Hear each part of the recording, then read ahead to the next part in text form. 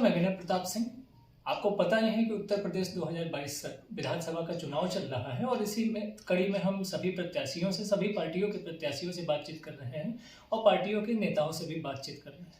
इसी कड़ी में आज हम बातचीत करने जा रहे हैं सपा सरकार में पूर्व राज्य मंत्री और महिला आयोग की उपाध्यक्ष सुमन यादव जी से, अखिलेश की बेहद करीबी माने जाने वाली सुमन यादव जी से आज हम कुछ बातचीत करेंगे, पूछेंगे उनसे चुनावी माहौल क्या चल रहा है। सबसे पहले तो सुमन जी, आपका स्वागत है।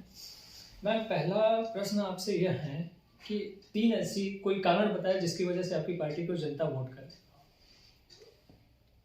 3 क्या, बहुत कारण है, लेकिन आपने 3 कारण पूछा है तो हम 3 कारण बताएंगे। पहला तो ये कि समाजवादी पार्टी विकास करने में उसकी कोई सानी नहीं। विकास के क्षेत्र में समाजवादी पार्टी को प्रदेश की कोई पार्टी छू भी नहीं सकती है। जैसा कि आपने देखा है 5 साल समाजवादी पार्टी के राष्ट्रीय अध्यक्ष श्री अखिलेश यादव जी बतौर मुख्यमंत्री विकास, लखनऊ हो या पूरा उत्तर प्रदेश हो, जिसमें विकास की गंगा सी बहाई। लखनऊ आगरा एक्सप्रेसवे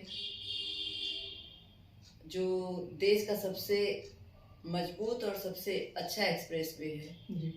आपने देखा है उत्तर प्रदेश में आपका इकाना स्टेडियम एक बेहतरीन स्टेडियम है जिसमें राष्ट्रीय खेल खेले जा सकते हैं। खेले गए, खेले जा रहे हैं। और मेदांता जैसा हॉस्पिटल लाया माननीय अखिलेश जी ने। बाकी जनेश्वर मिश्रा पार्क एशिया का सबसे बड़ा पार्क है। उसके बाद रिवर फ्रंट, चाहे गोमती रिवर फ्रंट हो चाहे बनारस का बरुणा रिवर फ्रंट हो, उसकी सफाई और सुंदरीकरण। नहीं तो गोमती को देखने पे इतना गंदा पानी होता था और नदी किनारे कोई खड़ा नहीं हो सकता था। आज वहाँ पे लोग पिकनिक करने, घूमने जा रहे हैं। और हॉस्पिटल प्रत्येक जिले को, कुछ जिले छूटे होंगे, प्रत्येक जिले में एक हॉस्पिटल देने का काम हुआ। और साथ ही मेडिकल कॉलेज दिया, हॉस्पिटल नहीं, मेडिकल कॉलेज दिया। और मेडिकल कॉलेज के साथ साथ डॉक्टरों की सीट भी बढ़ाई कि अगर पढ़ के डॉक्टर निकलेंगे तभी तो मेडिकल कॉलेज चलेगा। अगर डॉक्टर ही नहीं होगा तो कॉलेज बन के क्या होगा। तो शिक्षा के क्षेत्र में भी बहुत काम किया। इंटर पास करने वाले बच्चों को लैपटॉप देने का काम किया, बेरोजगारी भत्ता दिया, महिलाओं को पेंशन दिया, महिला मुखिया कार्ड धारक बनाया महिलाओं को। मतलब विकास की अगर बात कर, मेट्रो दिया लखनऊ में। तो विकास की बात करें तो गिनती गिनाने जब शुरू करो तो गिनती छोटी हो जाती है और विकास बड़ा हो जाता है। इसलिए प्रदेश की जनता ने मन बनाया है कि अगर प्रदेश को खुशहाली के रास्ते पर ले जाना है, उत्तर प्रदेश को उत्तम प्रदेश बनाना है, तो अखिलेश यादव की सरकार को पुनः 2022 में लाना पड़ेगा। जनता ने मन बना लिया है। दूसरा कारण है कि समाजवादी पार्टी के कथनी करनी में कोई अंतर नहीं है। समाजवादी पार्टी अगर कह देगी कि मैं प्रदेश की जनता के लिए फला काम करूँगा तो वो करती है। जैसा कि नेताजी को कहा जाता है कि मुलायम सिंह यादव की कथनी करने में कोई अंतर नहीं है, उसी प्रकार से उनकी परिपाटी को माननीय राष्ट्रीय अध्यक्ष समाजवादी पार्टी अखिलेश यादव जी बढ़ाते हुए उस परंपरा को कायम रख रहे हैं। और समाजवादियों का ये चरित्र है, सिद्धांत है कि जो बात कहे उस पर कायम रहें। आप समाजवादी पार्टी की घोषणा पत्र जो है उसको पढ़ लीजिए और जब सरकार बनती है तो देखिएगा कि घोषणा पत्र का काम 5 साल में समाजवादी सरकार और माननीय अखिलेश यादव जी पूरा करने का काम करेंगे। तीसरा कारण है कि समाजवादी पार्टी है लेकिन समाजवादी सोच से ये पार्टी बनती है। समाजवाद का मतलब होता है समानता, समरसता। और प्रदेश की जनता को समाजवादी लोग, समाजवादी पार्टी का राष्ट्रीय अध्यक्ष चाहते हैं कि प्रदेश की जनता में कोई भेदभाव न रह जाए, समानता हो, समरसता हो। और जब ऐसी सोच के व्यक्ति को प्रदेश की जनता चुनेगी तो वो चाहती है कि हम ऐसे व्यक्ति को चुने जो हमारे बीच में भेदभाव न करे, जो हमें समानता के रथ पे बैठाए, जो समानता के सिद्धांतों पे लाकर खड़ा कर दे, हम ऐसी सरकार चुनेंगे, ऐसी पार्टी को चुनेंगे। और अखिलेश यादव प्रदेश के ही नहीं देश के सबसे प्रिय और लोकप्रिय नेता हैं, इसलिए भी प्रदेश की जनता उन्हें पसंद करती है, उनके कामों को पसंद करती है, उनके विचारों को पसंद करती है, उनकी ईमानदारी को पसंद करती है। इसलिए प्रदेश की जनता ने मन बनाया है कि 2022 में पुनः अखिलेश यादव को लाया जाएगा, लाने का काम करेगा। सुमन जी, चूंकि बेसिकली आप बनारस से बिलोंग करती हैं, इस समय आप लखनऊ में हैं और ससुराल आपका मैनपुरी है, तो ऐसे में समाजवादी पार्टी के लिए वोट मांगने आप कहाँ गई और कहाँ पर मजबूत स्थिति में देखती हैं? मैं तो समाजवादी पार्टी की एक छोटी सी कार्यकर्ता हूँ और मैं अपनी क्षमता अनुसार, अपनी सामर्थ्य अनुसार पार्टी में जहाँ जहाँ चुनाव पार्टी पहले चरण से लेकर के 7वें चरण तक जहाँ जहाँ मुझे समय मिलेगा, मैं पूरी तरह से अपना शारीरिक और जो भी पारिश्रमिक है मैं पार्टी को देना चाहूँगी। और मैंने काम भी किया है। अभी मैं पूरी प्रचार में थी, 20-22 दिन तक वहाँ प्रचार करके लौटी हूँ। और जैसे जैसे चुनाव का क्रम बढ़ता जा रहा है, मैं वैसे वैसे अगले चरणों में अपना समय देने का काम कर रही हूँ पार्टी के लिए। मेरे जीवन में परिवार के साथ साथ पार्टी है, पार्टी भी मेरा परिवार है, पार्टी से मेरा व्यक्तित्व है, पार्टी मेरी पहचान है, पार्टी मेरी जननी है। इसलिए पार्टी के लिए उतना ही समय देना है जितना अपने लिए समय देना है। सुमन जी, जातीय गोलेबंदी को आपकी पार्टी कैसे पार करेगी? क्योंकि एक पार्टी जो बात करती है काशी विश्वनाथ की, जो बात करती है अयोध्या की और जो बात करती है मथुरा की, वहीं दूसरी पार्टी पर यानी आपकी पार्टी पर आरोप लगाती हैं कि वो हिजाब की बात करते हैं। इस पर आपका क्या कहना है? सबसे पहले तो मैं बताऊं कि हमारी पार्टी किसी जाति और धर्म की बात नहीं करती है। समाजवादी पार्टी और समाजवादी लोग जाति धर्म की बात ही नहीं करते। ये जो जिस पार्टी का आप नाम ले रहे हैं, मैं नाम भी नहीं लेना चाहती, इन लोगों का काम है सिर्फ दंगा भड़काना और जाति धर्म पे राजनीति करना। क्योंकि ये 14 से लेके आज 22 हो गई, 2 चुनाव लड़े केंद्र के लिए। केंद्र में उनका करीब 7-8 साल सरकार को होने जा रहा है। उन लोगों ने कोई काम नहीं किया, सिर्फ दंगा भड़काने का काम, धर्म को उस्काने का काम, धर्म को अपमानित करने का काम इन लोगों के पास है। ये ठेकेदार हैं धर्म के। और इन लोगों ने जब 19 का चुनाव लड़ना शुरू किया तो अयोध्या का नाम लिया और बाद में राम मंदिर बनवा दिया। मंदिर देश की जनता का है, प्रदेश की जनता का है। मंदिर में दर्शन करने जाएंगे, उस पे सरकार का कोई अंकुश नहीं हो सकता है। प्रदेश की जनता उसमें प्रवेश करेगी, दर्शन करेगी। अगर प्रशासनिक कोई रोक लगाएगा तो प्रदेश की जनता मंदिर के बाहर बैठ के भी भगवान का स्मरण करेगी। स्मरण करने के लिए किसी से अनुमति लेने की आवश्यकता नहीं है, पहली बात।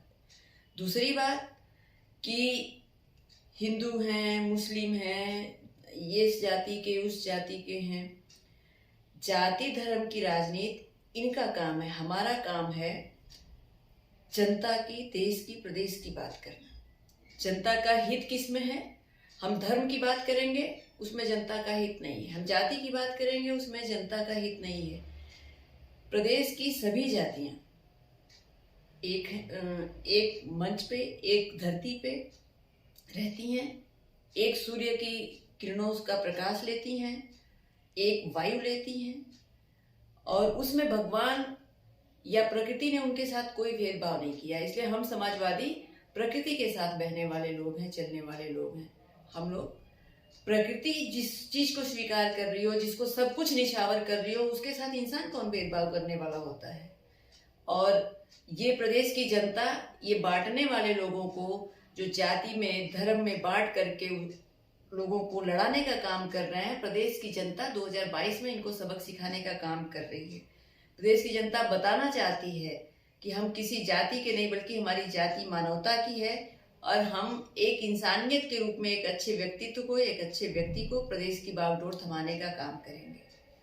Karhal the most hot seat जिसे बोला जा रहा था या मोस्ट वीआईपी सीट, चूंकि मुलायम सिंह जी का गढ़ है, अखिलेश यादव उस पर लड़ रहे हैं, अखिलेश यादव जब नामांकन करने गए थे तो उन्होंने कहा था कि अब सीधे प्रमाण पत्र लेने आऊंगा, तो फिर ऐसे में क्या जरूरत पड़ गई कि जो है मुलायम सिंह यादव, डिम्पल यादव और शिवपाल यादव को उनके लिए प्रचार करने जाना?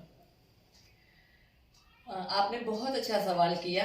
नामांकन के दिन मैं वहाँ थी जब राष्ट्रीय अध्यक्ष जी मीडिया से बात कर रहे थे, हमने भी ये बात सुनी थी, क्योंकि ये अखिलेश यादव का फैसला था कि मैं प्रमाण पत्र लेने आऊंगा, लेकिन जनता का फैसला ये नहीं था। जनता चाहती थी कि हमारा बेटा हमारे बीच में एक बार आए। जनता को लगा कि हमारे बेटे को हमसे क्या नाराजगी है कि हमारे बीच में नहीं आ रहे हैं।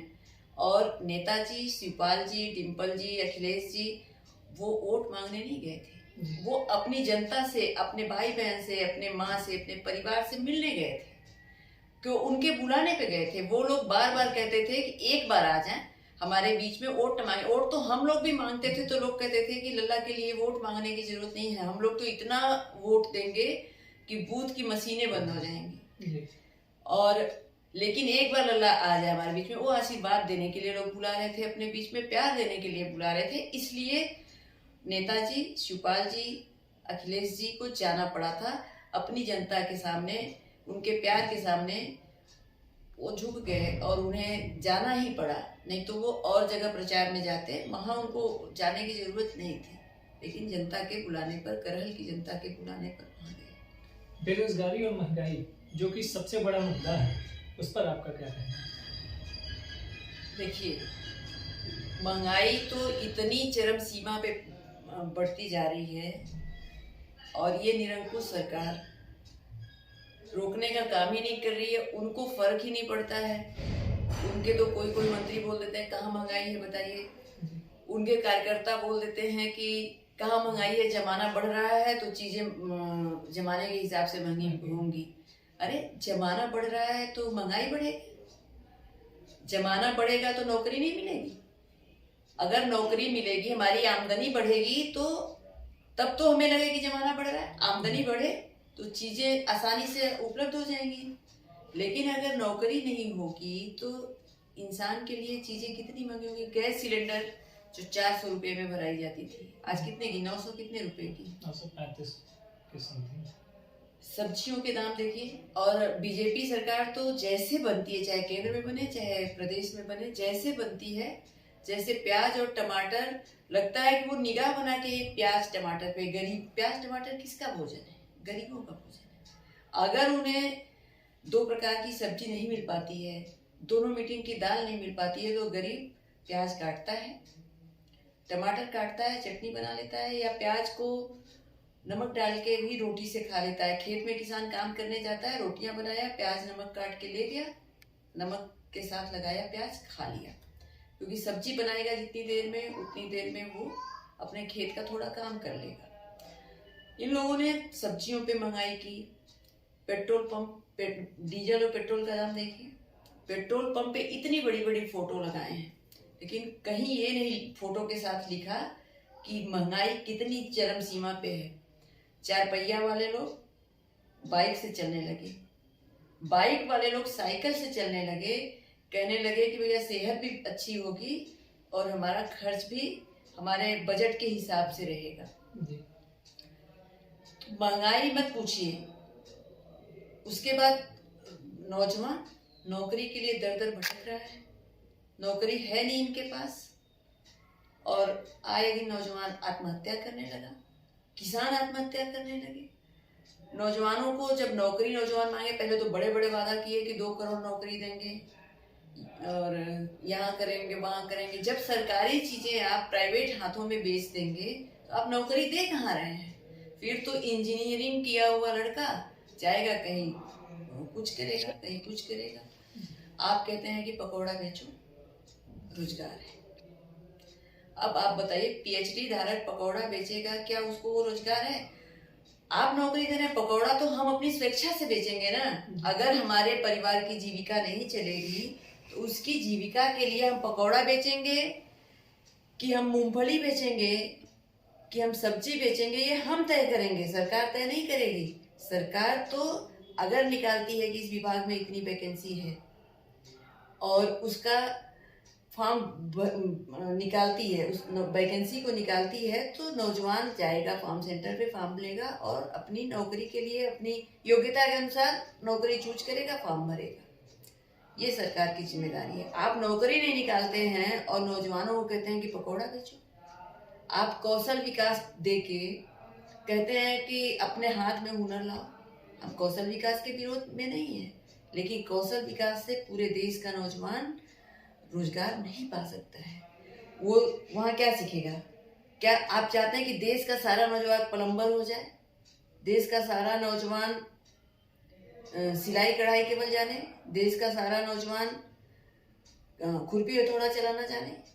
कौशल विकास में कोई इंजीनियर डॉक्टर नहीं बनेगा।